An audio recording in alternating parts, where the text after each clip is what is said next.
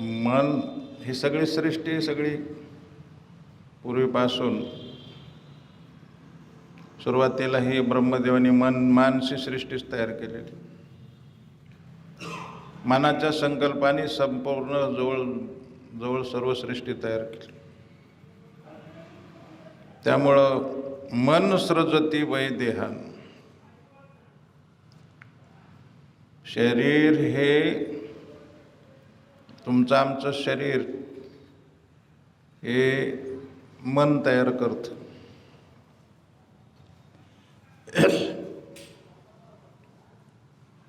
हे ध्यानात ठेवा.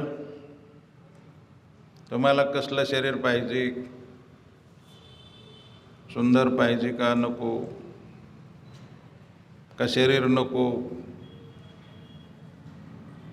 तुम्ही ठरवायचं. हे तुमच्या हातात आहे. मी पूर्वी म्हणायचो, खुद को कर बुलंद इतना कि खुद खुदा बंदे से पूछे तेरी रजा क्या.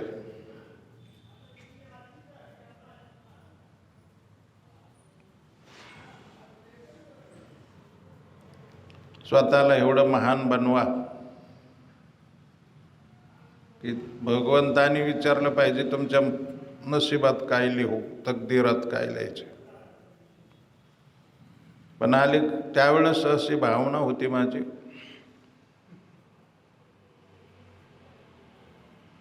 की लेखक दुसरा आहे,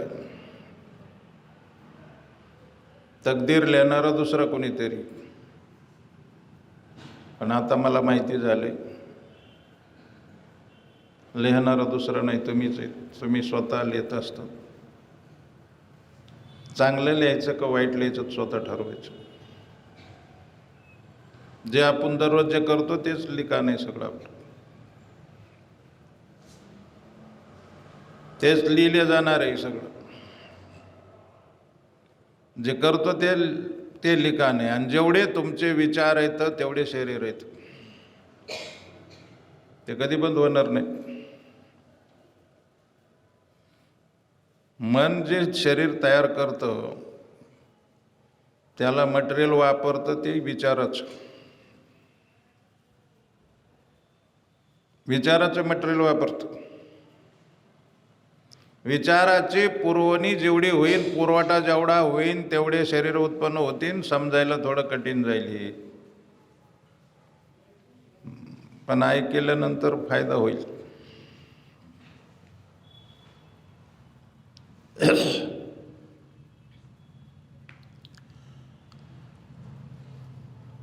थोडा जड विषय, कारण माझं प्रवचन ऐकायचे अशा काही लोकांना हसण्यासाठी असते. त्यांना वाटतं चला हसायसारखं काहीतरी असेल, त्यामुळं बरं होईल, तेवढंच करमणूक होईल. पण कधी कधी काही विषय जड असतात. मन सृजती वै देहान. देहाचं सृजन मन करतं. जेवढे विचार आहेत तेवढे शरीर आहेत. आजचा जो विचार आहे ते उद्याचं तुमचं शरीर आहे, ब्रह्मसूत्रामध्ये सांगितलं. कारण जीवात्मा 5 ज्ञानेंद्रिय मन बुद्धी अहंकाराला घेऊन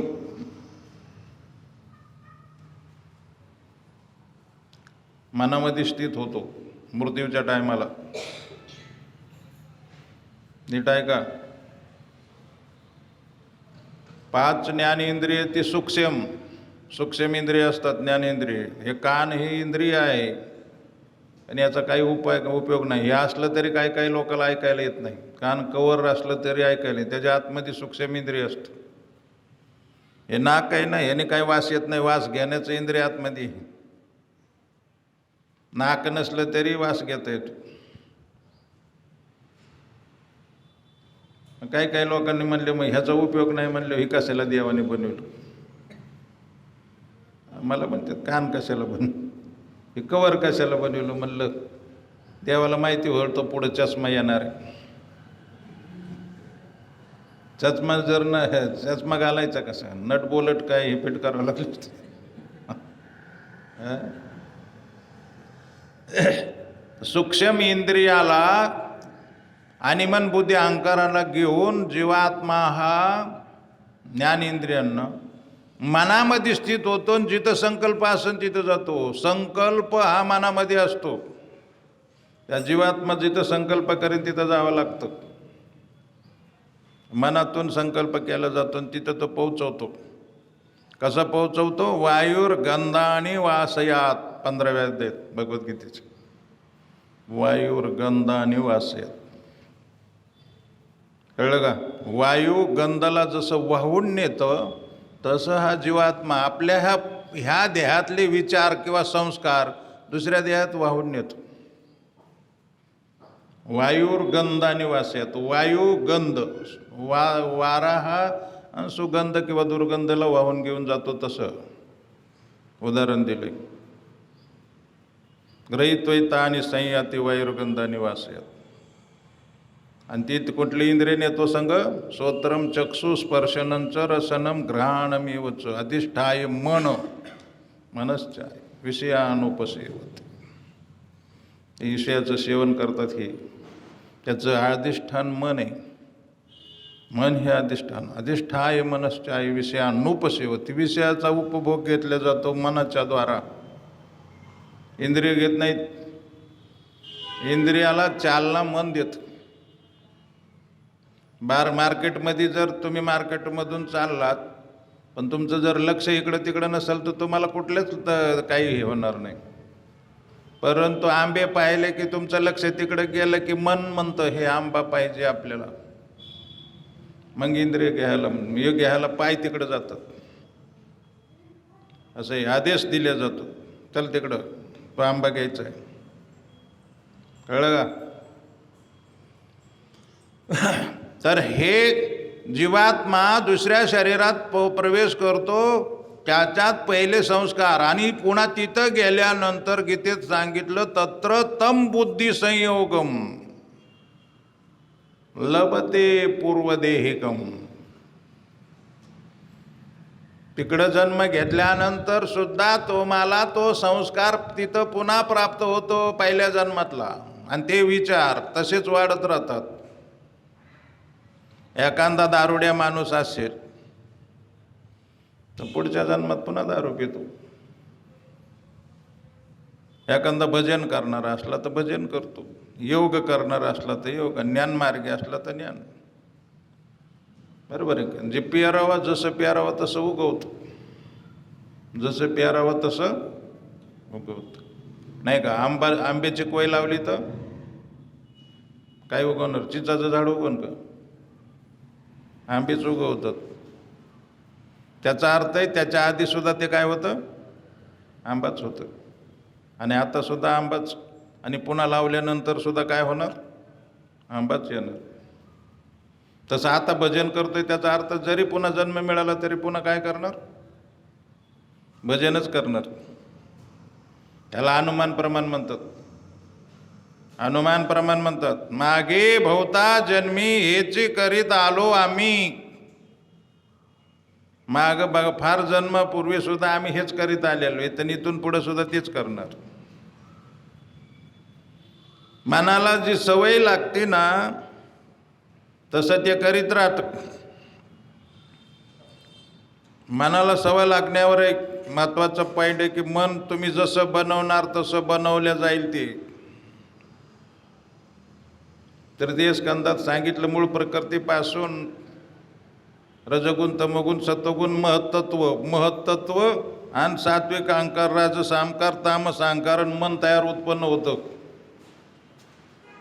काय करतं? नको नको नको तीच उलट बंद कर. कारण ते ऐकायला लय त्रास होणार. मला काही फरक पडत नाही. तुमचं तुम्ही बघा. मनाने काही निर्णय घेऊ नका. कारण मन काही तुम्हाला सुधरून देणार बसून देणार नाही आणि मला सांगून देणार नाही. मनाने सगळे वाट लावली संसाराची. जेवढं जन्म आतापर्यंत घ्यायला लावले ते सगळे मनानेच. मनामागे नंद्या होऊन फिरे. कारण हा जीवात्मा आहे. त्या ह्याच्यामध्ये सांगितलंय ध्यानयोगामध्ये पातंजली ध्यानयोग सूत्रामध्ये सांगितलंय, जीवात्मा हा वृत्ती आकार होतो. नीट लक्ष दे. जीवात्मा हा वृत्ती आकार होतो. मनाच्या ज्या वृत्ती बाहेर निघतात, चित्ताच्या ज्या वृत्ती बाहेर निघतात, त्या वृत्ती अनुरूप होऊन तदाकार होऊन तो बाहेर जातो. बाहेर जातो म्हणजे पूर्णच नाही. पूर्ण गेले होते पुन्हा माघारीच यायचं मुश्किल. काही काही लोक म्हणतात माघारी, काही काही लोकांना माघारी येता येत नाही.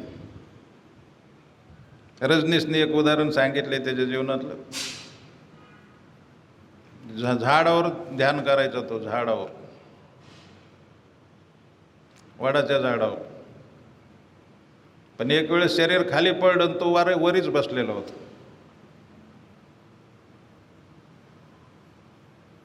पण त्याला प्रक्रिया माहीत नव्हती की पुन्हा शरीरात प्रवेश कसा करायचा. तो शरीराकडे बघायचा, डेड बॉडी, त्या बॉडीकडे बघायचं, पण आत जायचं माहिती नाही. तिथून एक दूध घालणारी महिला चालली होती सकाळी. रातभर तिथंच पडून होतं ते शरीर. आणि हा वर झाड ध्यानामध्ये तो खाली पडलेला, त्याच्या लक्षात आलं नाही. पण त्याला नंतर दिसायला लागलं की मी वर आहे पण शरीर खाली. सकाळी ती महिला इकडे तिकडे जायला लागली. ते दुधावाल्या महिलाने तिला वाटलं काय आहे म्हणून बघितलं, मी खरंच झोपलाय का मेलंय म्हणून. असं स्पर्श केल्यानंतर तो जीवात्मा खाली आला बाहेर.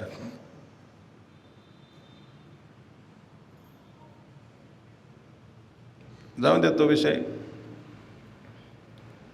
आणि हे आहे, कधी कधी त्या बाहेर निघला तर वरती आकार होतो, पण शरीराशी कॉन्टॅक्ट कायम असतो. आणि शरीराचा कॉन्टॅक्ट तुटला की पुन्हा आतमध्ये येण्याची शक्यता नाही. तो वृत्ती अनुरूप होतो. आणि जिथं चित्तची वृत्ती जाईन तिथं तो जात राहतो, तिथं तो पोहोचतो. म्हणून त्यांनी म्हणले तिकडे जाऊनच देऊ नका त्यांना. चित्तस्य वृत्ती निरोध योग. चित्ताच्या बाहेर जाणाऱ्या वृत्ती कंट्रोल करा, कारण संपूर्ण शक्ती तिकडे घेऊन जातो. आपल्या मनामध्ये शक्ती भरपूर आहे, मी सांगत असतो, पण पांगलेली, विखुरली आली शक्ती. विखुरलेली शक्ती काम नाही करीत. पावसामध्ये पाणी खूप पडतं आणि ते पांगतं, निघून जातं. पण डॅम बांधल्यानंतर, तलाव केल्यानंतर त्याच्यात एक शक्ती तयार होते. बिजलीसुद्धा ही त्याच्यावर तयार होते. नाही का, साऱ्या महाराष्ट्राला लाईट पुरते. पाणीसुद्धा सगळ्या महाराष्ट्राला पुरतं. तसं मी पूर्वी सांगायचो, ते बैरगुल भिंग असतं एक, ते दुर्बिणीच्या आकाराचं भिंग असतं. कागद कुठेही पडून द्या, उन्हात किती दिवस कागद पडला तर लई रंग फिका होतो, काय ते जास्ती थोडा सडतो, परंतु जळत नाही. पण ते जर कागदावर ते जर आरसा धरला, तो काच एका 3 मिनिटात जाळून टाकतो. काय ऊन तेच आहे, कागद तोच आहे, काय फरक पडला. शक्ती जी उन्हाची आहे ते पांगलेली. अलग लक्षात. शक्ती पांगलेली, ती एकत्र झाली नाही.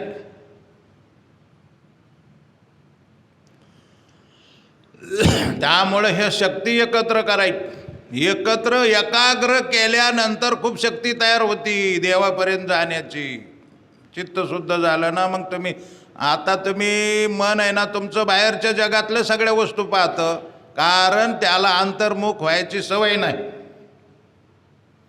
आणि जेव्हा तुम्ही एकाग्र करणार, त्याला कंट्रोल करणार, त्यावेळेस त्या आतमध्ये अंतर्मुख होतं आणि सूक्ष्म जगतामध्ये प्रवेश करतं. मन सुद्धा सूक्ष्म आहे. मायावादी लोक म्हणतात मन नाहीच. अद्वैतवादी लोकांच्या हिसाबाने ते मन का नाही, तर ते सिद्धांतात बसत नाही. नेमकं काय स्वरूप आहे सांगता येत नाही. त्याच्यामुळे काही लोक म्हणतात मन हे नाहीच आहे, कल्पना आहे नुसती. जसं काही म्हणतात आकाश मान्य नाही, आकाश मानित नाही. 4च भूत म्हणतात, अग्नी, वायू, पाणी आणि पृथ्वी. हे 4च भूत. आकाश नाहीच आहे म्हणतात. आकाश कुठे? या पोकळीला आकाश म्हणतात, पण ते कुठं ते पकडता येत नाही, अनुभवाला येत नाही, त्यामुळे आकाश नाही म्हणतात. आणि काही लोक 2च काळ मानतात. ही सुद्धा महत्वाची. 2 काळ म्हणजे भूतकाळ आणि भविष्यकाळ एवढंच मानतात, वर्तमान नाही मानित, वर्तमान काळ मानित नाहीत. आता मी जे बोलतोय हा वर्तमान काळ आहे, पण ते म्हणतात हे बोलण्यात शब्द बोलायच्या आधीचा काळ भूतकाळ आणि इथून पुढचा भविष्यकाळ, वर्तमान नाही. आलं का लक्षात? आता मी जे बोलतोय त्याच्या आधीचं झालं भूत आणि पुढं जे होणार आहे ते भविष्य. मधल्या काळाला मानित नाही, मधी नाहीच आहे म्हणतात. ह्या भरपूर गोष्टी तुम्हाला लक्षात येतील, महात्मे आहेत, समजून सांग. तसं मी सांगत होतो की मन जी आहे, काही लोक त्या मनाला मानित नाहीत, परंतु मानस उपचार केंद्र येतं त्याचं. मोठे अन्न भरपूर लोक, आणि अलीकडं त्या बऱ्याच लोकांना अशी बिमारी फार होती. आणि जर करोना वगैरे असं काहीतरी जर जास्ती झालं, जगबुडीचं वगैरे प्रकार, तर त्या लोकांचं ते अजून डिप्रेशन जास्ती वाढायला सुरू, घाबरून जातात. बेकड लोकांना लवकर होतं ते. बेकड लोक तर तात्काळ मानसिक बिमारी, हे रामदरबारला सुद्धा तो रोग आहे, म्हणजे कमी प्रमाणात आहे, तितकं जाणवत नाही, पण आहे त्याला मानसिक बिमारी. 2 दिवस झोपला नाही म्हणजे डिप्रेशन वाढलेलं आहे त्यांचं, घाबरतो कधी कधी. तर मी सांगत होतो मनस्रजते, मन हे तुमच्या शरीराचं निर्माण करतं आणि त्याचं मटेरियल काय आहे? विचार. आणि तुम्ही जर विचार स्टॉप केले तर तुम्हाला दुसरं शरीर देण्याचं सामर्थ्य मनामध्ये नाही. त्याच्यामुळं काय म्हणलं, चित्तवृत्ती निरोध. हे कशाला सांग, चित्त एकाग्र करा, कारण हेच तुम्हाला शरीर तयार करते. पुन्हा पुन्हा जातस्य ध्रुव मृत्युध्रुवम जन्म मृतस्य तस्मात् परिहर्यार्थे न त्वं शोचितुमर्हसि. मृत्यू झाला की पुन्हा जन्म, जन्म झाला की पुन्हा मृत्यू.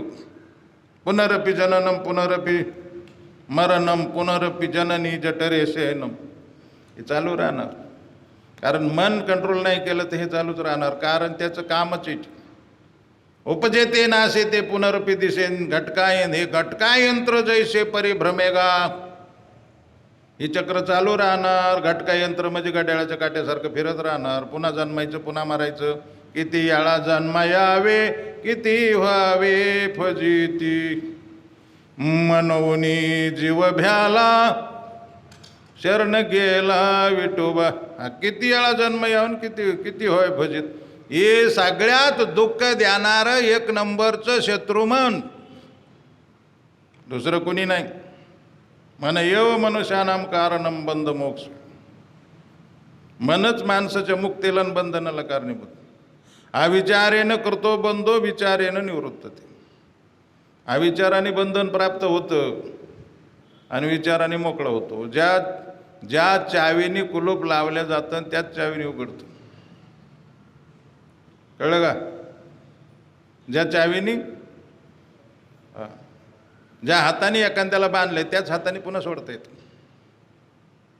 बरोबर आहे का? पायाने सोडतात? पायाने सोडताच येणार नाही, हाताने सोडावं लागतं. तसं तुम्ही स्वतःला बांधून घेता आणि तुम्ही स्वतःला सोडू शकता.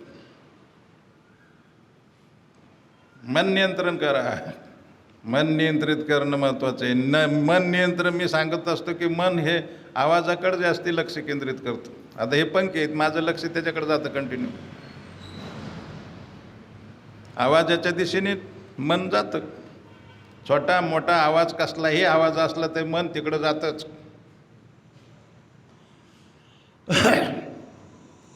पण एक दुर्दैव आहे की भजनाच्या आवाजाकडे जात नाही, तमाशाच्या आवाजाकडे जात.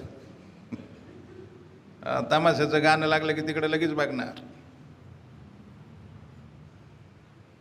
भजन तुम्ही बघा, हरे कृष्ण हे शब्द आहे. हरे कृष्ण कृष्ण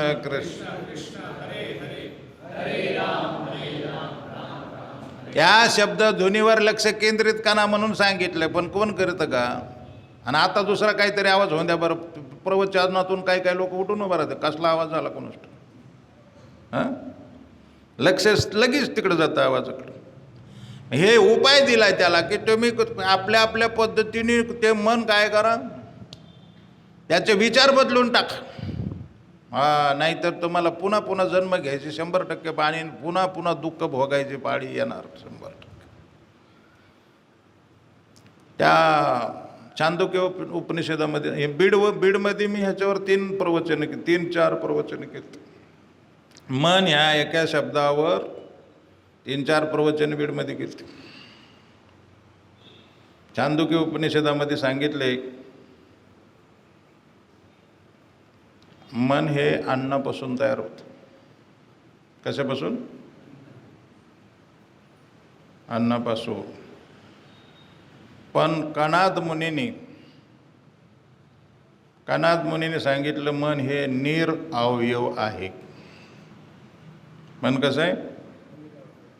त्याला कुठले अवयव नाहीत आणि नित्य आहे. मन हे कायम आहे, नष्ट होणार नाही. कणाद मुनीने वैशेषिक शास्त्र लिहिलेलं आहे. अणु परमाणू पासून कसं जगात उत्पत्ती वगैरे होती त्याच्यात ते मांडलेला विषय. अलीकडचे सायंटिस्ट लोक त्याला मान्यता. 6 शास्त्रकार आहेत. 6 शास्त्रकार नास्तिक आहेत आणि 6 शास्त्रकार आस्तिक आहेत. गौतम हे न्यायशास्त्राचे करते. गौतम न्यायशास्त्राचा करता गौतम आहे. योगशास्त्राचं करता पतंजली ऋषी आणि वैशेषिक शास्त्राचं कणाद, सांख्यशास्त्राचं कपिल आणि पूर्वमीमांसा आणि उत्तरमीमांसा जैमिनी व्यास. जैमिनी व्यासांचे शिष्य जैमिनी, पूर्वमीमांसा, उत्तरमीमांसा, ब्रह्मसूत्र वगैरे त्याच्यात व्यासांनी लिहिलंय. ही 6 शास्त्र. बरोबर आहे का श्रीराम? खरं आहे का? हे कोणचे कोणी लिहिले? अभ्यास करावा लागतो बाळ. नुसतं कपडे बदलून जमत नाही, सगळं बदलावं लागतं. डोकं चाल लिहून आणलेलं नाही मी. तर कणाद ऋषी म्हणतात की मन हे निरअवयव आहे, नित्य आहे. पण ते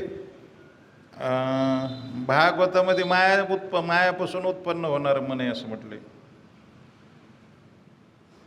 ह्या श्लोकात सुद्धा आहे. ते मग सांगितलं तर ते स्कंदात ते सृष्टीच्या उत्पत्तीच्या टायमाला ते पण. याच्यातही शेवटचं टोक आहे, तन मन सृजते माया. त्या मनाला माया निर्माण करते. पण छांदोग्य उपनिषदामध्ये तसं नाही सांगितलं. छांदोग्य उपनिषदामध्ये जो संवाद आहे, जी कथा आहे ती अशी. अरुण ऋषीचा मुलगा उद्दालक, अरुणी आणि उद्दालक नाव. त्याचा मुलगा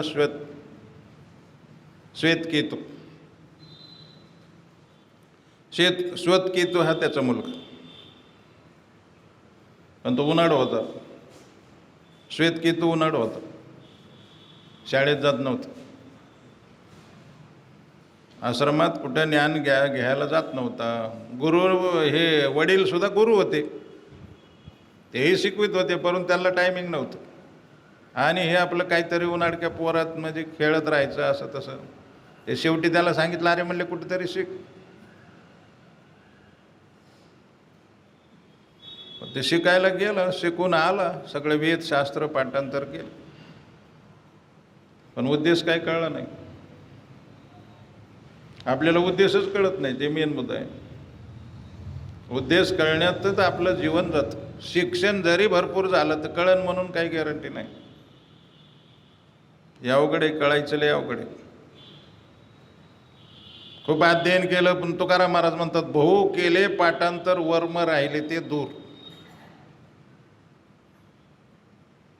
काही तर ग्रंथसंघ ठेवतात, तुकाराम महाराज म्हणतात घोडे तरी काय थोडे वजे वागविती. घोड्याचे काय घोडे ग्रंथ खूप संघ ठेवले म्हणून काय करायचे, घोडे काय कमी वजं वागवितात, बैल काय कमी वजं वागवितात.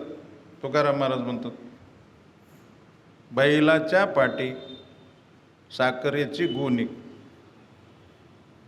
तयाशी आणती कडबारे. साखरेच्या गोण्या जरी बैलाच्या गाडीत असल्या तर खायला काय देणार, कडबा. तयाशी आणती कडबा. आपण आहे ना शास्त्र निसतं आलटापलटी चालू असती पानं सारखं वाद्यन. एखाद्याला प्रवचन करायला सांगितलं होतं तर 2-4 दिवस त्याच्यात उद्या मला प्रवचन सारी लायब्ररी हे करणार कोंबड्यासारखं. तुकाराम महाराज म्हणतात तुका म्हणे झाले कोंबड्याचे परी, कोंबड्याचे परी पुढेची उकरी लाभ नेणे.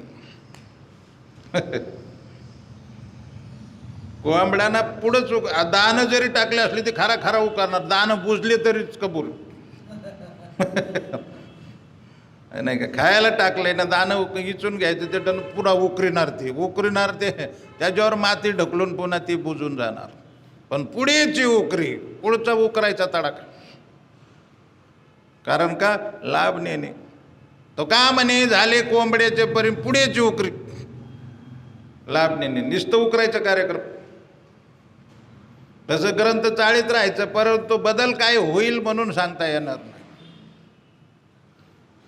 तसं हे श्वेतकेतूला सांगितलं, बाळ शिक्षण घेऊन ते गेलं, शिकून आलं, परंतु कळलं काही नाही. अध्ययन केलं म्हणून माणसाला कळतं किंवा जीवनात उतरलं जाईन असं सांगता येत नाही.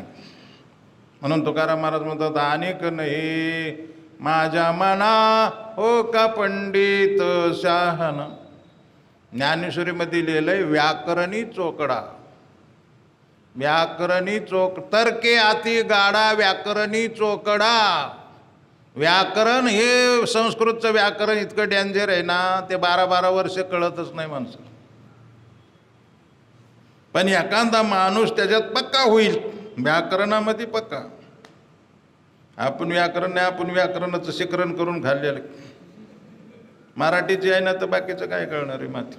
मराठी आपल्या लोकांना कुठे येते तो. आणि आपण इंग्लिश बोलायला जातो.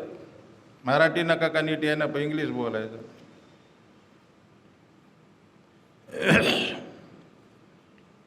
आणि त्यांना सुद्धा 2-3 शब्द जरी एखाद्याने इंग्लिश वापरलं त्याला फार हुशार आहे दोन. संस्कृत उच्चारलं तर काही नाही त्याचं, पण इंग्लिश जर माणूस 2-4 सुशिक्षित आहेत फार, असला मूर्खपणा. ह्याला कळाना आणि त्याला कळाना, कोणतंच काय. Little knowledge is dangerous thing. अर्धवट ज्ञान सगळं.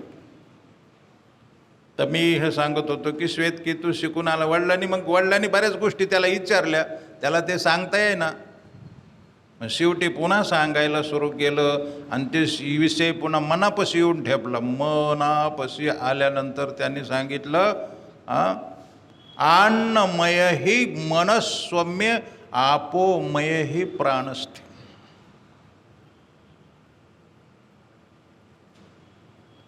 आरुणी उद्दालकने श्वेतकेतूला सांगितलं हे सौम्य श्वेतकेतू, मन आहे ना अन्नापासून तयार होतं. आपोमय ही प्राणस्थे. मोबाईल बंद करा. आपोमय ही प्राणस्थे. आप म्हणजे पाणी, प्राण हा पाण्यापासून बनतो. तर मला सांगतो स्थूळ जे अन्नाचा भाग आहे त्याने मल बनतो. स्थूळ अन्नाचा भाग. आणि सूक्ष्म भागापासून हाडकं वगैरे ओज शक्ती वगैरे बनते. आणि अतिसूक्ष्म जो भाग आहे त्याच्यापासून मन तयार होतं.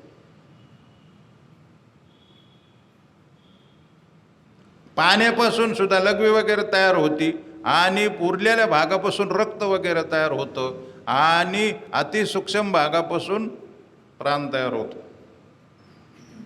तुम्ही बघा खायला 2 दिवस नाही मिळलं तरी पाण्यावर जगू शकतो माणूस. त्याच्यातच त्याला प्रयोग करायला लावलाय. 15 दिवस उपाशी राहायला सांगितलं, 15-16 दिवस. कुणाला? श्वेतकेतूला. आणि 15व्या दिवशी सांगितलं वेद पाठ कर. ते म्हणलं नाही, जमणार नाही. का? काही कळत नाही म्हणले, सुधरत नाही. प्राण राहिला परंतु त्याला त्यातलं काही कळेना, सांगता येईना. आणि पाणी प्यायला दिल्यानंतर, जेवायला थोडं दिल्यानंतर लगेच बोलायला लागलं, पुन्हा कळायला लागलं, सुधारायला लागलं. ते प्रयोग करून दाखवला. तर मी सांगतो की अन्नमय ही मनस्वम्य, हे मन अन्नापासून तयार होतं.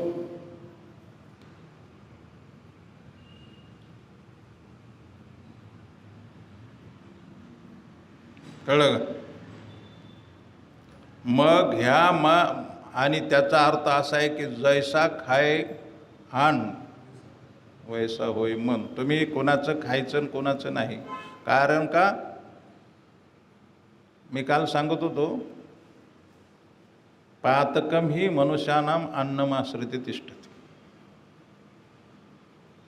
माणसाचे जे पाप आहेत ना, त्याला आश्रय घेऊन राहत नाही, त्याचा आश्रयाने राहत नाही, त्याच्या अन्नाच्या आश्रयाने राहतात. तुमची पाप आहेत ना, तुमच्या आश्रयाने न राहता तुमच्या अन्नाचा आश्रय घेऊन राहतात. पातकम ही मनुष्यानाम अन्नमाश्रिते तिष्ठती. यो आसनाती अस्य अन्न, जो ज्याचं अन्न खातो, स आसनात यो आसनाती अस्य अन्न स आसनाती तस्य किल्बिसम. किल्बिस म्हणजे पाप. पाप आपण एखाद्याचं अन्न खातो म्हणजे त्याचं पाप खातो. त्यामुळे लई जेवायला टपून राहायचं नाही, कुठं मिळतं येईल काय होते पातावेन तेवढं लांब राहायचं, जेवायला जायचंच नाही. ब्रजवासी साधू आहेत ना, ब्रजमधले रोटी मागून खातात मधुकरी, पण भंडाऱ्यात ह्याच्यात जात नाहीत. लग्नात सुद्धा लई खायचा विषय नाही, मग अक्षदा टाकायचं आणि निघून यायचं. काही लोक अक्षदाच्या हिशोबाने जात नाहीत, जेवणाच्या हिशोबावर जात. म्हणजे आमच्या तिकडं सांगतो, इथले चांगले लोक आहेत तर सात्विक, आमच्या भागातलं सांगतो. आम्ही तर लहानपणी तर मी तर वाटच बघायचो की कुठं जेवायला आणि काय.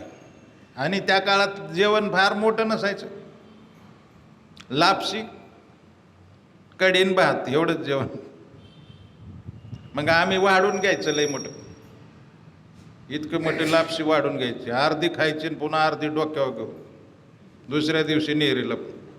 आणि ते म्हणायचे, अरे काय घरी चालवले का? अरे हे कारट्या घरी चालवले काय तो? हा म्हणलं कशाला, फेकून देऊ का काय? फेकून दे. इतकं कसं काय घेतलं? वाढ म्हणलं त्यांनी, मी काय करू? वाड्याचं चूक आहे.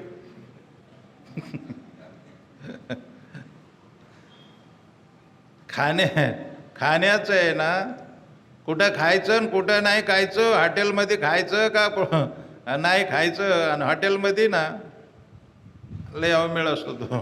ग्लास ते सगळे पिणारे माणसाने सुद्धा तोंड लावलेले ग्लास असतात, ते सगळे प्लेटात तसे, सगळा कार्यक्रम तसलाच असतो. अन्न कुठलं खायचं कुठलं नाही खायचं, याच्यावर मला भरपूर उदाहरणं देता येतील,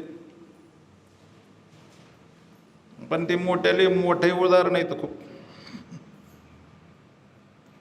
मला सांगायचे की मन असं तयार करा की मनामुळं पुन्हा जन्म, कारण तेच तुम्हाला जन्म देते, शरीर निर्माण करते. हे मनसृजती वै देहान, तुमचा देह निर्माण करतं मन, आणि तुम्ही त्याचे मालक आहेत.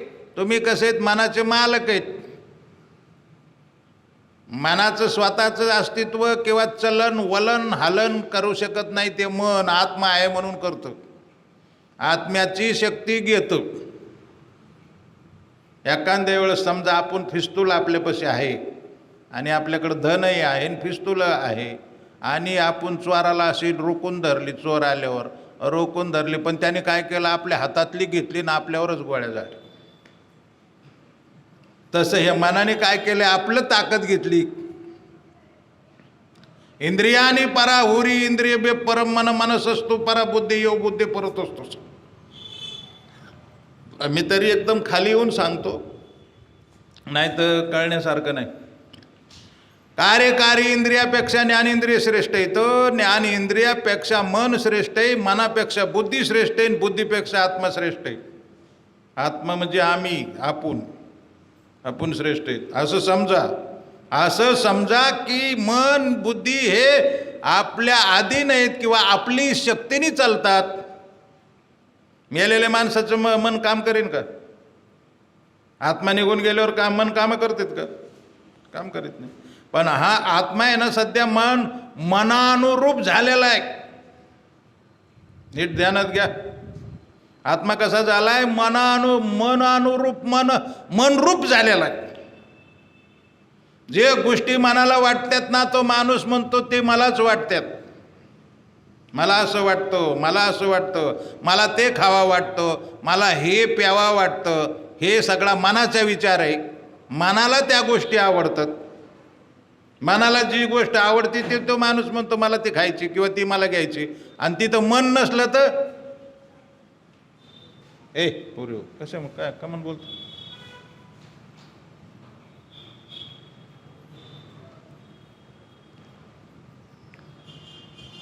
मन नसेल तिथं तर त्याला एखाद्याला म्हणलं का की तुला हे वस्तू तर लय आवडत नाही, ते म्हणला आज ना मनच नाही, मन लागत. मन नाही म्हणजे त्याला मन नाही म्हणजे खाऊ शकत नाही. कारण मनानुरूप झालेला जीवात्मा आहे ना अगदी मना मागे नांद्या होऊन फिरे. आणि ते मन नाही जिंकलं ना 100% आणि हजारो जन्म घ्यावं लागणार. म्हणून मी हे विचार सांगतो की तुम्ही असं समजा की आपण मनाचे मालक आहेत, मन आपलं मालक. आता काय झालंय कंडिशन? मन मालक झाले ना आपण त्याच्या मागं चलत राहतो. तुकाराम महाराज म्हणतात मना मागे नांद्या होऊन फिरे. मनामागं फिरत राहतो माणूस. मन पंढरपूरला यायचं का? यायचं होतं. मग काय झालं? काही काम आहे का? काम नाही. आता जरा मनच नाही ह्या बारे का. मन काय तुझं? तर मनाला काय वार आलंय होय? मनाला काय झालं? आणि तमाशाला जायला म्हणलं की मन पळालं. मन नाही चांगलं चौकड पांगलं. मन जिंकणं तेवढं सोपंही नाही. मग त्याला अभ्यास सांगितलाय. अभ्यास नव्हतो चंचलम ही मन कृष्ण प्रमाती बलोदृढ. अतिशय चंचल मन आहे आणि वायुरिव दुष्कर्म. वाऱ्यापेक्षा सुद्धा अतिशय चंचल आहे. वाऱ्याला कंट्रोल करता येणार अर्जुन म्हणतो, पण मन कंट्रोल करता येणार नाही. भगवंताने सांगितलं तेवढं काही कठीण नाही, फार कठीण नाही. अभ्यास केला तर कुठलीही गोष्ट कठीण नाही. तुकाराम महाराज म्हणतात असाध्य ते साध्य करिता सायास. कारण अभ्यास तुका म्हणे. अभ्यास जर केला तर काहीही करता येतं. काय झालं?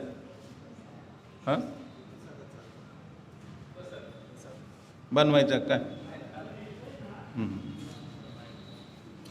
संपलं का टाईम? सगळीच उठायला लागली म्हणलं. काय सांगत होतो? अभ्यास न तो कोणत्या अभ्यासाशी काही सर्वता दुष्कर नाही. अभ्यास जर केला तर काही कठीण नाही. तुम्ही बघा वाघाला कोणी हात लावतं का? नाही. वाघाला सापाला कोणी हात लावित नाही. इच्छाला कोणी हात लावित नाही. सिंहाला कोणी हात लावित नाही. हत्तीला कोणीच हात लावित नाही. पण सर्कशीमध्ये बार इथं हत्तीवर बसतेच सुद्धा. जंगली हत्तीला हात लावील का? नाही. वाघाला याला पण सर्कशीमध्ये त्यांना पकड. कारण का? अभ्यास. नागवाले साप गळ्यात घालून फिरतात का? त्याने अभ्यास केलं.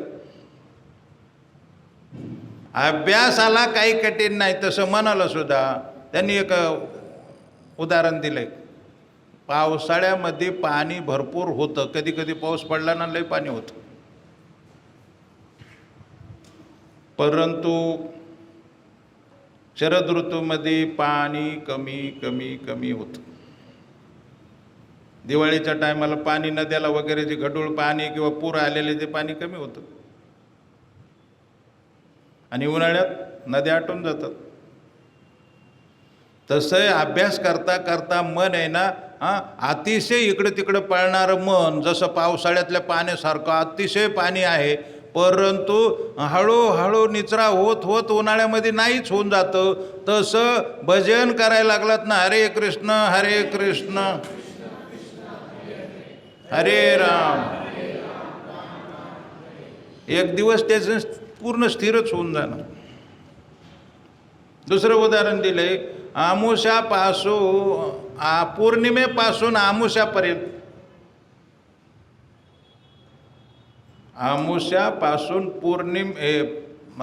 पौर्णिमेपासून आमुष्यापर्यंत चंद्र थोडा थोडा कमी होतो. तसं 5 मिनिट मन लावा, 1 मिनिट लावा, 2 मिनिट लावा, 3 मिनिट लावा, जसं जसं वाढवा. मग अर्धा घंटा, पुन्हा 1 घंटा, पुन्हा 12 घंटे, पुन्हा 24 घंटे. मी सांगतो की जे मन पौर्णिमेपासून आमुष्यापर्यंत जसा चंद्र कमी कमी होतो ना आमुष्याच्या दिवशी नाहीच होतो, तसं थोडं थोडं थोडं थोडं त्याला सवय लावीत गेलात. 1 मिनिटापासून 1 मिनिट लावायला काय हरकत आहे. काही काळी 1 मिनिट लावा, पुन्हा 2 मिनिट, पुन्हा 3 मिनिट, पुन्हा 1 तास. असं करता करता एकदा का 1 तास लावायला लागल्यात ना, मग तुम्हाला अभ्यास सोपा होत जाणार. पुढं मग ते जास्ती एकदा लागायला लागलं म्हणजे मग. कारण ज्ञानेश्वरी सांगितलं, या मनाचे एक निके देखील या गोडीच्या ठाया सोके, म्हणून अनुभव सुखाची कौतुके दावीत जायचे.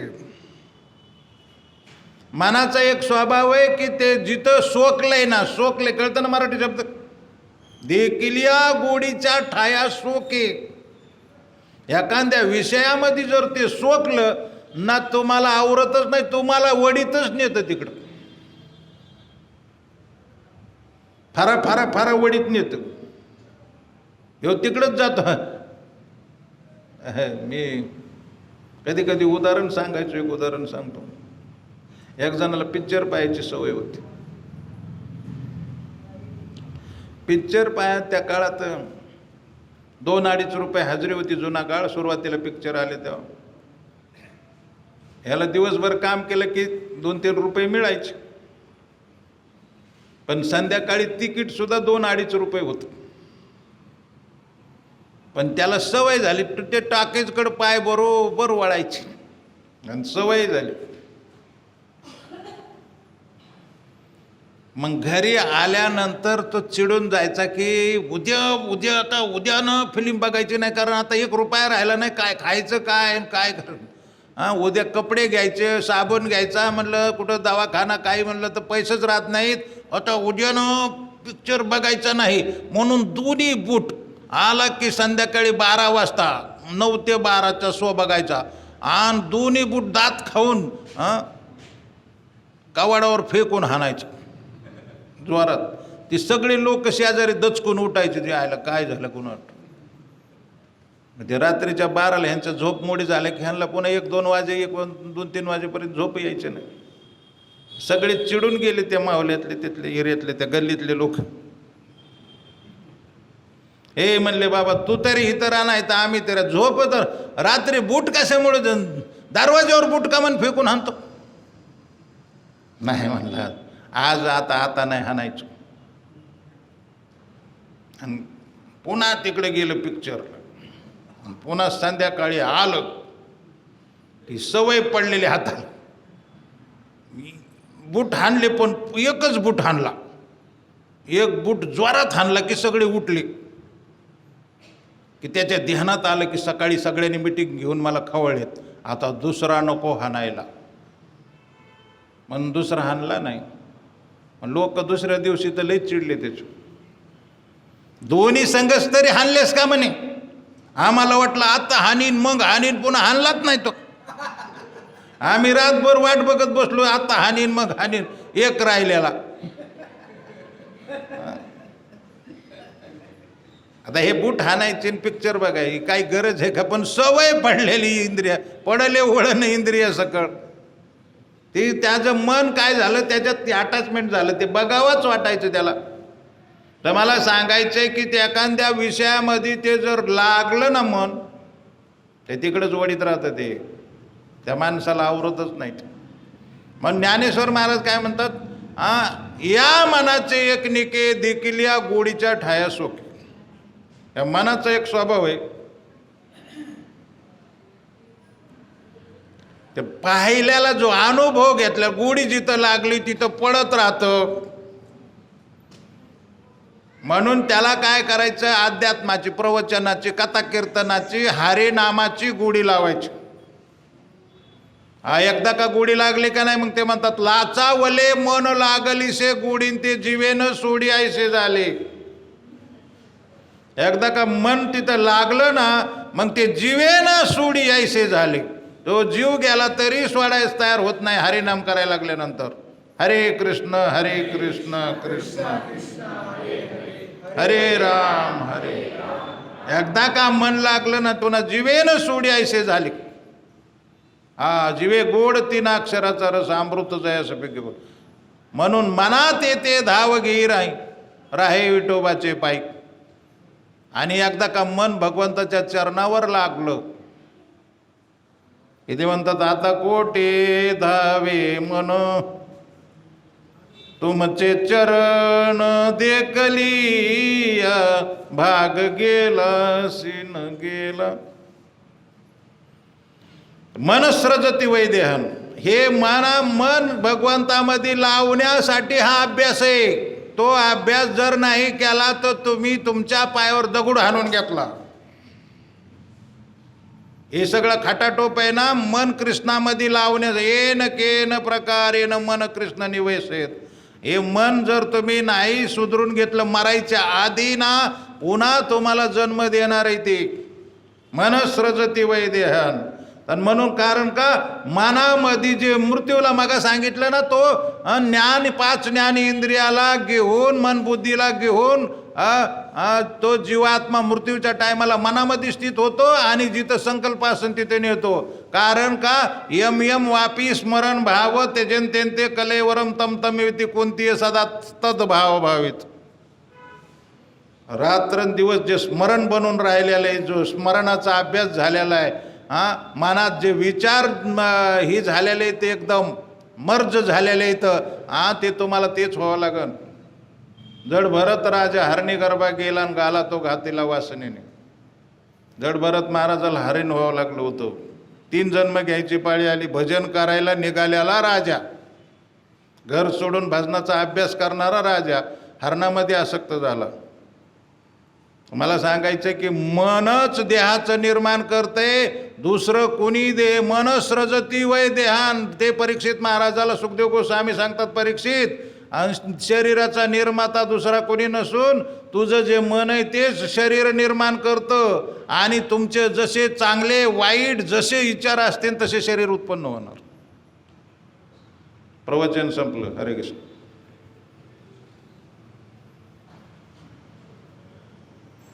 6:05 सुरू केलं तर 7ला संपलं.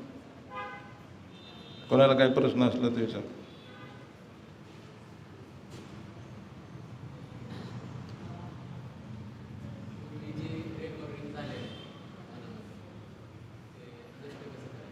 काय हां काय म्हणते ते माऊली? मिटत. पहिले मी बिडी सिगारेट ओढीत होतो, सगळं करीत होतो, गांजा ओढायचो. आता मला बिडीवाला माणूस दिसला तरी माझं टकोरं फिरतं. त्याला बसूनच देत नाही. जर ओट म्हणत येते आता बात बसायचं नाही. चहा पिणारं पाहिलं तरी चहाचं नुसतं नाव काढलं तरी माझं टकोरं फिरत. संस्कार आपल्या मनावर आहे, ते चेंजेस करायचं आपलं. स्वतःवर कृपा का आपलंही ना, आपण दुसऱ्यावरच लय कृपा करीत असतो. स्वतःवर कृपा करायची शिका. बायबलमध्ये सांगितले, जो स्वतःची मदत करतो देव त्याची मदत करतो. माझं एकटेच काय, आता हे विदेशी भक्त जेवढे झाले ते हे सगळं काही बी करीत होते. हां, आता कुठं काय राहिले, त्याचा विषयच कट झाला. तो त्या गोष्टी त्यांना आवडू शकत नाही. संपलं, विषयच कटला. पहिला विषय बंद झाला, संस्कार धुवून गेले सगळे. ते रेकॉर्डिंग काय झाले, मातीचं कायचं रेकॉर्डिंग झालं, हां, डिलीट करून टाकायचं. डिलीट केलं की संपलं. पूर्वी कॅसेट असायचे, ते कॅसेट काय हे करायचे, ते करून दुसरं पुन्हा रेकॉर्डिंग करता यायचं ना, पहिलं कॅसेट हे करून. हां, होतं का नाही तसं? हां, आता ते कॅसेट राहिलं नाही. त्याला काय चेंज होणारे माणसं नाही, एकाच मिनिटात चेंज होतात, आणि नाही तर कधीच होत नाहीत. अलग लक्षात, ज्याला चेंज व्हायचे नाही एका सेकंदातच बदलून जातो, आणि नाही तर मग कवरही नाही, जन्म गेले तरी नाही बदलत. माणूसच बदलू शकतो. मी सांगत असतो, पूर्वीचे लोक होते ना, पूर्वीचे लोक, फार पूर्वीचे लोक, ते कळलं नाही म्हणायचे, आम्हाला कळलं नाही म्हणायचे. कळलंच नाही हो. आणि कळलं त्याचा अर्थ जेव्हा ते तात्काळ जेव्हा ते करायला लागले, त्यांच्या अंगात बांधल्यानंतर म्हणायचं आता आम्हाला कळालं. आता आपलं तसं नाही, पहिल्याच दिवशी म्हणतात आम्हाला सारं कळालं. मराठीत होतं ना, तितकं सोपं, कळा ना काय आम्हाला, आम्ही काय एवढे भोळे आहेत का, आम्हाला सांगितल्याबरोबर कळालं. परंतु काही उपयोग नाही बघा. हां, आचरणात आणायचं लय अवघड आहे, हे शेवटपर्यंत असं म्हणतच राहतं. अरे पहिल्याच दिवशी तुला कळालंय, परंतु काहीच कळालेलं नाही.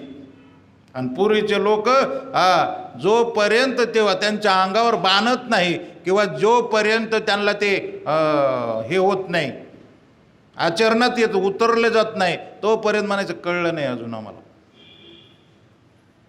मग 2 महिने, वर्षसुद्धा, वर्ष 2 वर्षसुद्धा तसंच म्हणायचं, आम्हाला अजून कळलंच नाही. आपण काय पहिल्याच दिवशी आम्हाला सारं कळालं, परंतु बदल काही होत नाही जीवनभर. त्याचा अर्थ काही कळालं नाही, काही सुद्धा कळलं. लक्षात आलं? कॅसेट डिलीट करून टाकायचं, त्याचे नातं काय पण. हा, काय म्हणतोय तो? अखंड नामस्मरण करण्यासाठी काय करायचं? काय नाही, स्वतः तयार व्हायचं. मी आता हे करणार आहे, मागं हटणार नाही. माझा निर्णय फिक्स आहे, मरायची पाळी आली तरी मागं हटणार नाही. ते मिलिटरीचे लोक नाही का, एकदा आदेश आला नाही ना, कारगिलच्या बाँड्रीवर उभा राहा म्हणलं की मग मागं हटता येतं का? हां, नाही. त्या सैनिकासारखं व्हायचं, निर्णय फिक्स.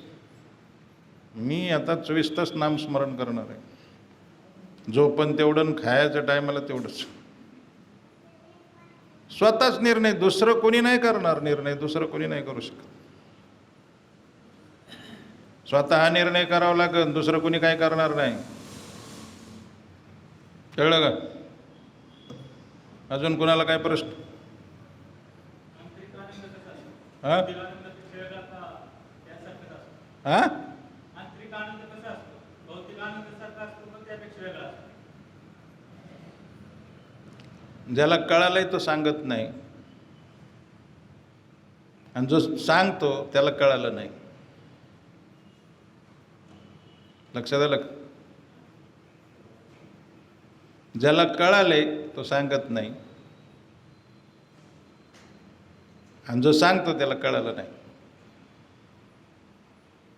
कळतंय ना? नारद भक्तिसूत्रात सांगितले, मूक स्वादानुवत. मूक स्वादानुवत. मुक्या माणसाने जिलाबी खाऊ, रबडी खाऊ, बासुंदी खाऊ, आंबरस खाऊ, ऊसाचा रस पिऊ, चेहऱ्यावरच परिणाम दाखव, पण सांगू शकत नाही, कारण बोलताच येत नाही. एक माणूस जसा मुंबईला गेला, नाही म्हणला मी राणीचा बाग पाहिला, एअरपोर्ट पाहिला, शांताक्रूजला गेलो, अमुक गेलो, सर मुंबई पाहिली. म्हणले अरे पण तू समुद्राला गेलता का नाही? गेलतो म्हणले. अलिबागपर्यंत, अलिबागला बोटीचं तिकीट काढून जाऊन पुरा समुद्र फिरून आलो. म्हणले पाणी किती? म्हणले सांगता येणार नाही. म्हणलं तर पाहिलं नाहीस काय? म्हटलं सगळं पाहिलं, फार आतमध्ये गेलो, 4 घंटे आतमध्ये होतो. पण सांग की मग एवढं पाहिलं सांगता कसं येत नाही? म्हणले सांगता येणार नाही. तसंच ते भगवत तत्व असं आहे ना, या भौतिक जगाच्या पूर्ण विपरीत आहे ते भगवत तत्व. त्यामुळं भौतिक कुठलीही वस्तूने त्याचं मोजमाप करता येत नाही, सांगता येत नाही. लक्षात येते का? आंतरिक आनंद ज्यावेळेस तुम्हाला होईल तुम्हाला सांगता येणार नाही. पण आम्ही ओळखू हळूहळू यांना झाले. पण त्या लक्षणं प्रकट झाले पाहिजे. त्याचे लक्षणं प्रकट होते. तो कधी कधी रडतो, कधी कधी नाचतो आणि लगेच हसतो. वा गदगदा द्रवते चित्तमृदते भेक्षणम हसते क्वचित विलज्ज उद्गायते नृत्यते म्हणजे नाचतो, उद्गायते म्हणजे उच्च स्वरात गातो. आणि आता हे समजा तुम्ही रोडवर हायवेवरून चाललात आणि हा कार्यक्रम तुमचा सुरू झाला, लोक म्हणणार एक तर पागले आणि माझ्यासारखा समजदार म्हणेन थोडा अनुभव आला दिसतो काहीतरी. हा, त्या आनंदाच्या भरात आनंदाचे डोळे आनंद तरंग. ते काय करतो तो वा गदगदा द्रवते. बोलायला लागला की त्याचा कंठ दाटून येतो. दाटून कंठ आला की मग वा गदगदा द्रवते असे चित्तम रुदते, चित्त द्रवित होतं. रुदते भेक्षण रडतो मोठ्याने, भेक्षण म्हणजे जोरात रडतो. रुदते भेक्षण हसते कुछ, लगेच हसतो पण मोठ्याने. मग माणसाला वाटतं आऊट झालंय, दवाखान्यात न्यायला पाहिजे, लवकर दाखवायला पाहिजे, नाही तर जास्ती बिघडत. कळलं का? आता हे खरं आहे का? लोकाला कळतं का? ते लोकाला कळत नाही. ह्याला जर विचारलं हे सांगू शकत नाही. पण त्याला इतका आनंद झालेला की ती काय सांगणार, कसं सांगणार? काहीच सांगू शकत नाही. कारण भौतिक विचार त्याचे हे गोष्टी प्रकट करू शकत नाही. भौतिक त्याला नापता येत नाही, मोजता येत नाही. कळलं का? जोपर्यंत मन एकाग्र होत नाही तोपर्यंत आणि ते आनंद पण येत नाही.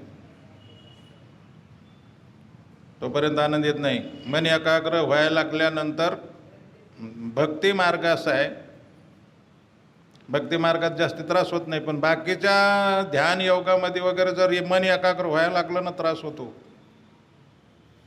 खूप त्रास होऊ शकतो, पागल होऊ शकतो माणूस.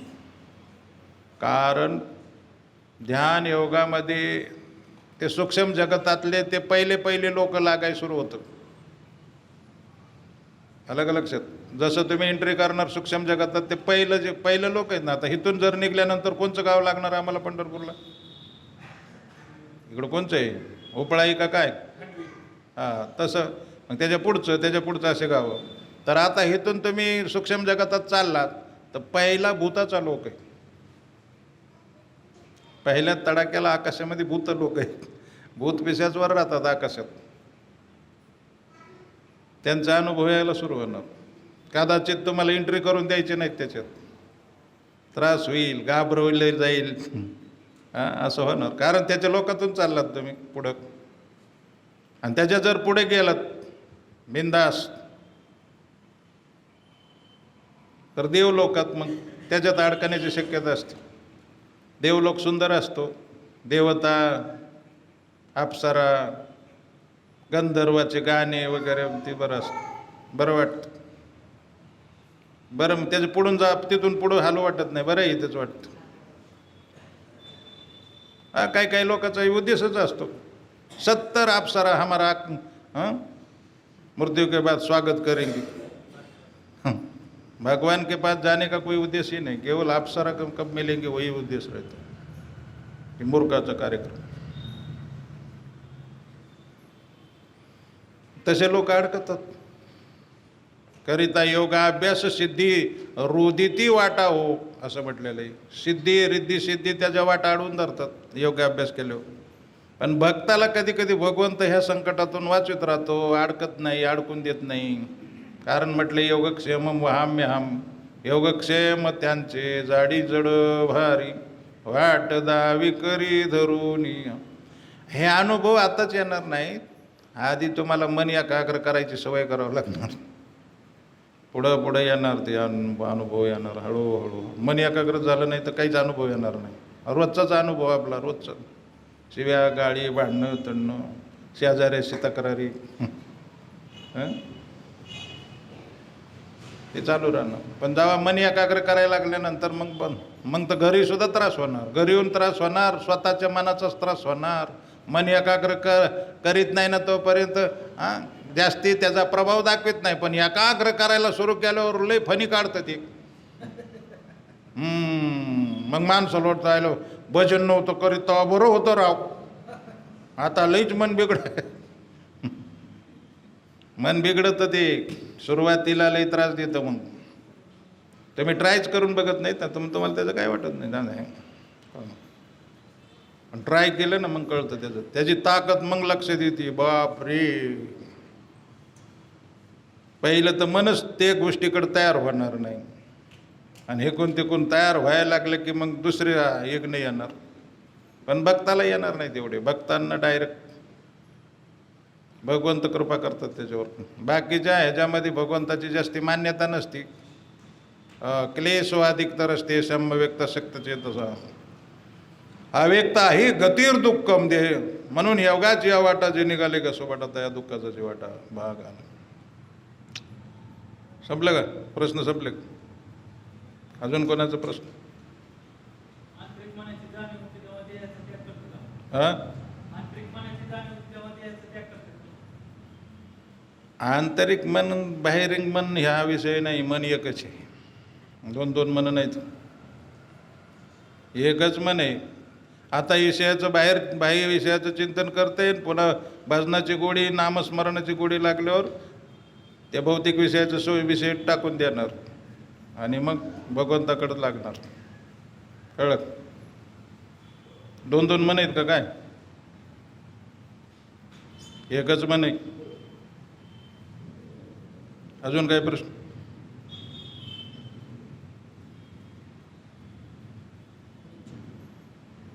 इतक्यावर का झोपलो होतंस का ह्याच्यात?